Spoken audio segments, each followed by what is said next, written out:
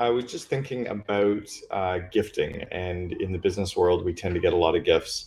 It's funny, over the years, I've received so many gifts from business associates, business friends, other companies, mastermind groups that I'm in, and more often than not, sadly, they miss the mark. Hopefully, this doesn't mean that I stop getting gifts, because on the occasions when I get the great ones, I really like them. So, what makes a really good gift versus a really bad gift? And also, why are we so kind of reluctant to tell each other that our gifting sucks? Because most often we're sending out kind of schlocky items that the other person doesn't want. So, as an example, like, I really don't want one of your company shirts with your company logo on it. Like, I don't even wear company shirts with my company logo on it. I certainly don't want one of yours, and I don't really assume that you want one of mine. So, and then I don't really need another pen with a logo on it. And I've got lots of good coffee cups. I love my Le Creuset coffee cups. And although I got a coffee cup last year from a friend of mine, but he spent a lot of money on it. He spent about $400 on a coffee mug for me, and it was custom made for me. It was custom made with words that are important to me, thoughts about my kids and my family, things that my hobbies. And it also came with a video describing how the cup was made, with a video of the artist making the actual coffee cup.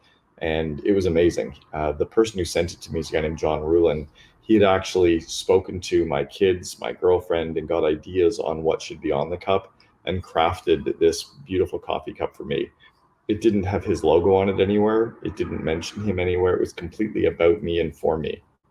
And I thought that was great. I've gotten other gifts where, it's a box filled with stuff that is branded with a company that I like, but stuff that I'm not really going to use. Other times I get gifts that, again, are really tied to me, that are very thoughtful. So people know that I like wine. I get great bottles of wine sent to me. I love these big magnums that people are sending me because they're kind of fun to have. I've had people that have sent me wine because they know that I live part-time in Vancouver and part-time in Scottsdale. So they'll even send me a note saying, hey, I'm sending you something. Where would you like me to send it? And often I have them send it to me in Vancouver. Sometimes it costs them more. Sometimes they have to get a local delivery, but they're thinking about me. Instead of just sending it to my US address, they're actually, I'm not being batched in with 300 people. I also have, people, when I'm speaking at conferences, you're thinking about a speaker gift.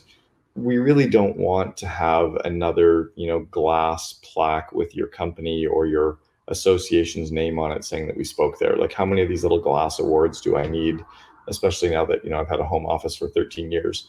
And then, even though I love wine, when you give a gift to somebody who's a speaker, we're usually leaving the event and going to the airport and hopping on a plane, and we can't check the bottle, or we don't really want to check our suitcase with the wine in it, and we can't take the wine on the plane. So what ends up normally happening is we give the bottle of wine to the person who drove us to the airport. I've even given it to people at the airport. I gave a bottle to a cleaning lady and told her to go home and celebrate with her husband. But, if you're thinking about connecting your gift to the person you're giving it to, really think about that person and what's going to make it special for them. So when I really kind of encountered gifting for the first time was this friend of mine, John Rulin. He actually wrote a book called Giftology that I really highly recommend everybody go and purchase a copy on Amazon right now and read it. And this story I'm about to tell you is actually in chapter 1 of his book. So John and I met around 13 years ago at an organization called the Entrepreneurs Organization, or EO. And I was speaking at the conference, and John wanted to book me to come and speak in his city. So he sent me a note, and he organized for me to come and speak to his chapter. And, they were paying my normal fee and my flight. And I was flying in those days, I was flying from Vancouver, connecting in Chicago, and then flying into Cleveland to speak. And I remember when I was partway there, I got a text from John. He said, hey, what size shirt do you wear? I'm like, oh gosh, the last thing I want to do is have one of your company shirts.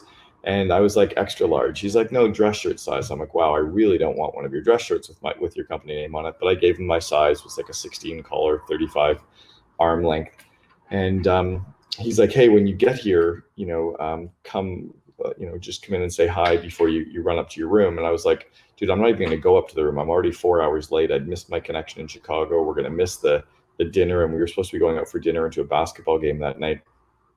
And John's like, just come and say hi really quickly and then take your stuff up to the room. So I get there and he's like, take your stuff to the room. I'm like, dude, I'm dropping into the Bellman. Let's go to the basketball game right now. And he made me go to the room.